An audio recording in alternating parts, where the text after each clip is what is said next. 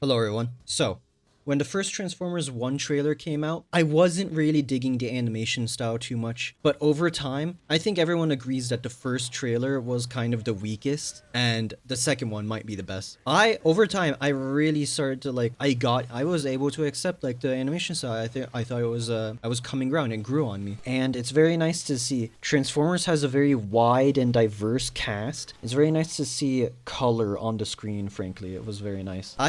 I'm not sure how to talk about this movie without spoiling it because, I mean, Lord of the Rings, you know Frodo is going to throw the ring into the volcano. Optimus, Megatron, I mean the trailers even say they're friends and then they turn enemies. So story-wise, I'm not really sure what to say. I think immediately at the beginning of the movie, they give a quick narration or audio log that someone is listening to. And I think that really sets up the universe pretty well for newcomers. Like, this is Transformers lore that most people probably don't know. I'm not sure if you could tell, I really like the movie actually. But however, there were still things that were bad with it. For example, the pacing honestly was actually kind of bad. Some things were rushed and some things didn't have as much time as they should have. I feel like this movie somewhat had bloat in it that was not fitting like its hour and 40-minute runtime. If they trimmed like some things out of it. For example, there are a lot of background things. I want to say this. There are a lot of background like Easter egg stuff you could say. However, it is kind of weird that like in every scene you may or may not see Ironhide or Prowl or Jazz or something. Like Transformers a big planet. Why are you seeing them there and also there? I don't know what to say about that.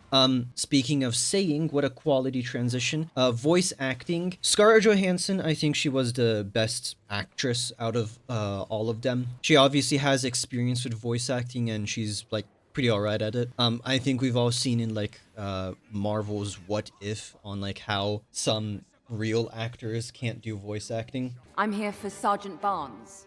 Who are you supposed to be?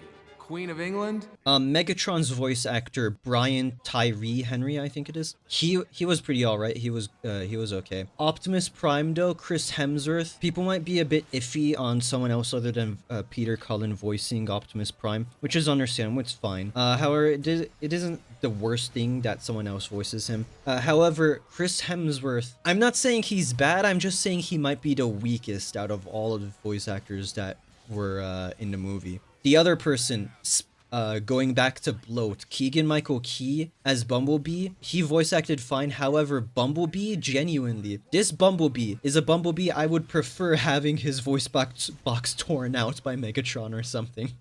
He gives me the same vibes as the robot from the second half of Treasure Planet. Yeah, Megatron, surprisingly to me, my favorite part of the movie was actually Megatron. I really loved him. He was so cool. Actually, like, I was thinking before the movie came out, this might be my favorite Megatron design. G1 Megatron design. I really like the design, like I wish I could have. The movie is pretty kiddie. Like, I'm not saying it's like necessarily just children, but like some things aren't as serious as they might be in like a Transformers Prime. But like this series is more like, let's say like 10-ish age range, I'd say 10, 12 kind of age range. Apparently the movie isn't doing that well.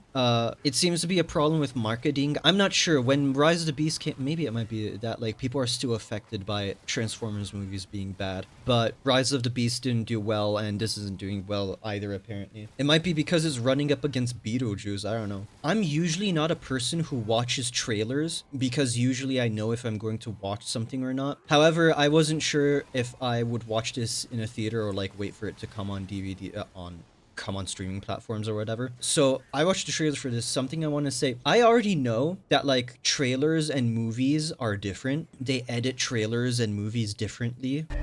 Nothing lasts forever. I got a great team. Nothing lasts forever. However, like, this felt like a lot of differences. Is this what everyone deals with? Like, having different, like, legit scenes and stuff? I understand voice lines change or whatever. They use different takes for different shots or whatever. But, like, this felt a lot of changes. Oh, speaking of voice lines, I was able to hear it in the trailer, and, like, that might have just been a trailer quirk, but Scarlett Johansson, Alita 1, grunting and saying, That actually happened a few times in the movie, which is kind of, I guess we're continuing the tradition of like reusing audio.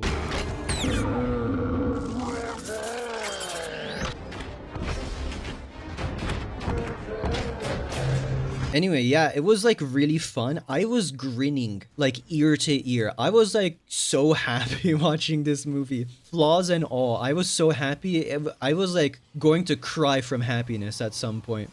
Just like in Godzilla X Kong. This was really fun. I think this movie has the touch out of 10. Thank you for watching. Bye, everyone.